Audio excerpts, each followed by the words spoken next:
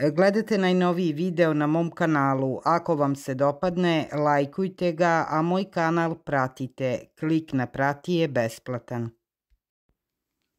Šta treba učiniti sa puzavim floksom i kako ga negovati nakon što precveta?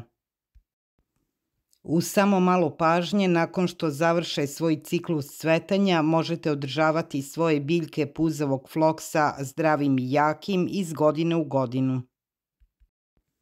Puzavi floks je jedna od prvih višegodišnjih biljaka koja daje prolećnu boju u pejzažu.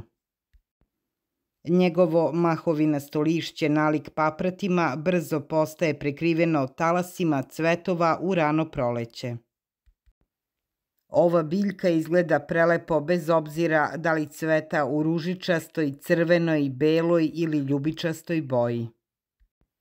A ono što je najbolje, da ova biljka uopšte nije izbirljiva kada je zemljište u pitanju i može da raste na svim tipovima zemljišta bez propuštanja, uključujući kamenite, brdovite i neravne površine za sadnju. U zavisnosti od vrste, floks može da poraste u visinu od 15 pa do 30 cm. Puzavi floks cveta u proleće. Kada puzavi floks precveta, nastavak brige o njemu uključuje oblikovanje i orezivanje. Kako cvetovi počinju da blede u kasno proleće, važno je da ih uklonite sa biljke. Ne samo da ovo pomaže da biljka ne postane ružna, već pomaže i u poboljšanju njenog zdravlja i snage. Najbitnije je kada biljka počne da bledi krajem proleća da se otkinu svi njeni cvetovi. Kada uklonite sve blede i istrošene cvetove, biljka će svu svoju energiju i snagu da uloži u letnje lišće.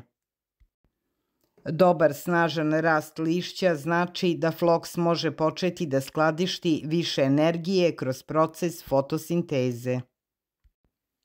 Ta energija je izuzetno važna ne samo za pripremu za bolje cvetanje sledećeg proleća, već u nekim slučajevima i za podsticanje ponovnog cvetanja u kasno leto. Jednostavnim uklanjanjem precvetalih cvetova možete proizvesti sjajan drugi cvet.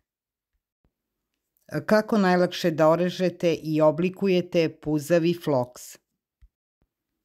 Najbolje je koristiti makaze za živu ogradu.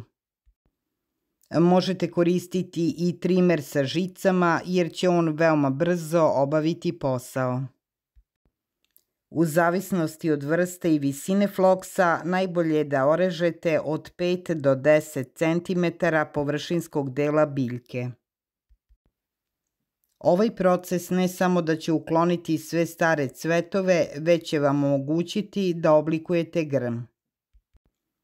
Kada je prihrana floksa u pitanju, postoje dva optimalna vremena za đubrenje puzavog floksa. Prvi period je u rano proleće, te kada počne da pupi, a drugi period je nakon završetka cvetanja.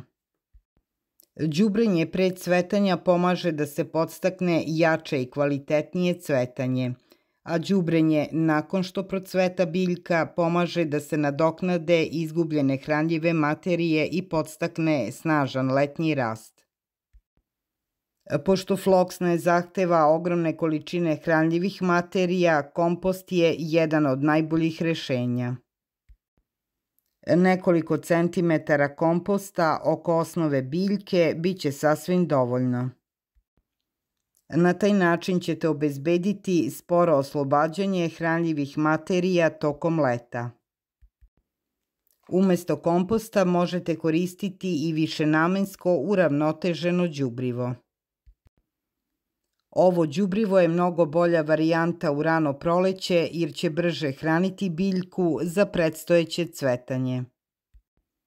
Ako kojim slučajem vaš floks i drugi put procveta, sredinom do kasne jeseni morate ga orezati pre zimske hladnoće. Ovo ne samo da će pomoći da biljka bude kompaktna sledećeg proleća, već će poboljšati cvetanje na novom rastu. Orezivanjem biljke u kasnu jesen sprečit ćete pojavu pepelnice. Biljke možete razmnožavati deljenjem svake 4. godine. Jednostavno iskopajte celu biljku sa korenom i podelite je na onoliko delova koliko želite. Biljku je najbolje deliti u ranu jesen.